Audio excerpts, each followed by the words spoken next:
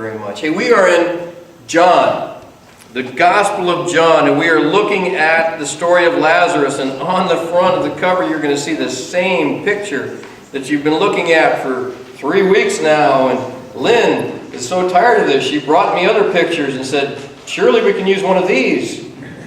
I said, no, I like that picture. John chapter 11, the story of Lazarus.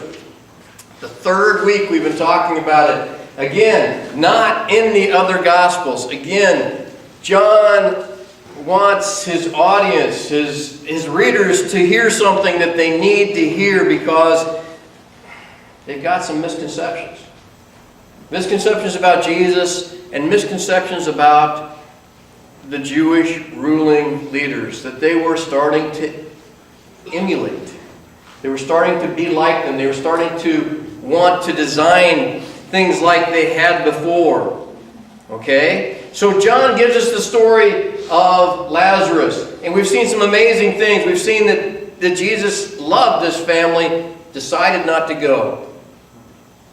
That it hurt him emotionally. He wept over this situation, even though he knew he was going to raise Lazarus from the dead. And this week we're going to pick up the story in chapter 11, verse 38. It says, Jesus, by this time he's at the tomb. Jesus, once more deeply moved, came to the tomb. It was a cave with a stone laid across the entrance. You see why I like that cover? Right? Okay. By the way, that is a rich person's tomb. You have to be rich to have a tomb like that. And we know Lazarus and his family had money, okay? So take away the stone, he said. But Lord, said Martha, the sister of the dead man, by this time there's a bad odor, for he's been in there 4 days. Now we know how practical Martha is. We've seen Martha in other stories, right? Preparing things, doing things, right? She was the first one who went out and met Jesus. She came back, got married. And she's very practical about this. You take the stone away, it's going to smell bad. All right. Makes sense. Then Jesus said, did I not tell you that if you believed you would see the glory of God? So they took away the stone. Then Jesus looked up and said, Father, I thank you that you have heard me. I know that you always hear me, but I said this for the benefit of the people standing here, that they may believe that you sent me. And when he said this, Jesus called in a loud voice, Lazarus, come out. And the dead man came out. His hands and feet were wrapped in strips of linen and cloth around his face. Jesus said to them, take off the grave clothes and let him go. Now by now, this is anticlimactic because you knew it was going to happen, right? You've heard the story of Lazarus, and you knew Jesus was going to raise him from the dead. And we can try to put ourselves in the situation and think, man, that's amazing. But that's not why John wrote this. It's not about this miracle. It's an amazing miracle, right? Doesn't get any more amazing than that. Maybe we have a hard time working up some excitement about it because we know the story. But that's not why he wrote it. It says here, in verse 45 rather, therefore, many of the Jews who had come to visit Mary and had seen what Jesus did, put their faith in him. But some of them went to the Pharisees and told what Jesus had done. Then the chief priests and the Pharisees called a meeting of the Sanhedrin, which is like their ruling council, okay? The highest court in their land. What are we accomplishing, they ask. Here is this man performing many miraculous signs. If we let him go on like this, everyone will put his trust in him. And then the Romans will come and take away both our place and our nation.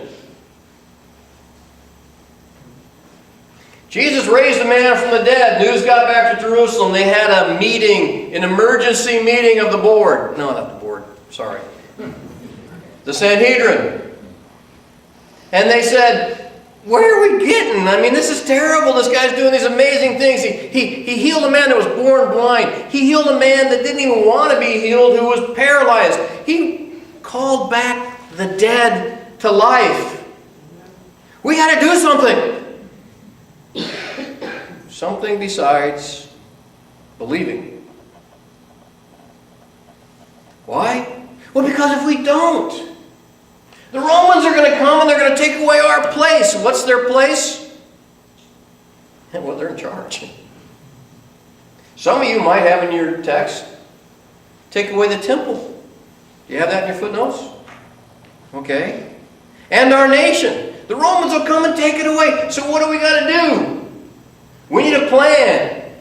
It says here, then one of them named Caiaphas, who was a high priest that year, spoke up. You know nothing at all. You do not realize that it is better for you that one man die for the people than that the whole nation perish. He did not say this on his own, but as a high priest that year, he prophesied that Jesus would die for the Jewish nation. And not only for that nation, but also for the scattered children of God, to bring them together and make them one. We're going to see that theme later on, bringing them together and making them one. Hang on to that because you're going to see it coming up in the book of John. So from that day on, they plotted to kill him. Therefore, Jesus no longer moved about publicly among the Jews. Instead, he withdrew to the region near the desert, to a village called Ephraim, where he stayed with his disciples. We need a plan. Let's get rid of him. Let's kill him. Now, what they're concerned about is that the Romans are going to come and take away their place, their temple, their nation. Guess what happens? The Romans come and take away their place, their temple, and their nation. Okay? That happens in 70 AD, 40 years after this. But they're worried about it happening right now. It's our place, our system, our way of life, our religious beliefs. We've got to hang on to them. This guy's got to die. Guess what? At the end of the next chapter, they decide Lazarus got to die too. Because of Lazarus, a lot of people are trusting in Jesus. We can't have that. We can't have that. Now, what I'm telling you is, this is why John put this story in the gospel we call John. Because the people who were looking up to these Jewish religious leaders and thinking, we ought to be like them, needed to know some things about these people, these religious leaders. They refused to believe, didn't they? I mean, what more could he do? They refused to believe. They would love to debate him. We're going to see some cool debates about religious things with Jesus. But he's doing all these things that they cannot ignore, but they are not going to believe in. As a matter of fact, their answer is simple. We've got to kill him. Got to kill him. Okay. So what do we do with this? Do we have anything that looks like this? Nah. Well, yeah, we do. Maybe corporately we do. Maybe we do. Maybe we're afraid that someone might come along and take away our way of doing things. This is the way that we've always done it. These are the songs that we've always sung. This is the way that we've always done it. This is the place where we've always met. We can't have anybody take that away from us. These are our traditions. This is what makes us feel good. We can't let anyone take that away from us. Can we?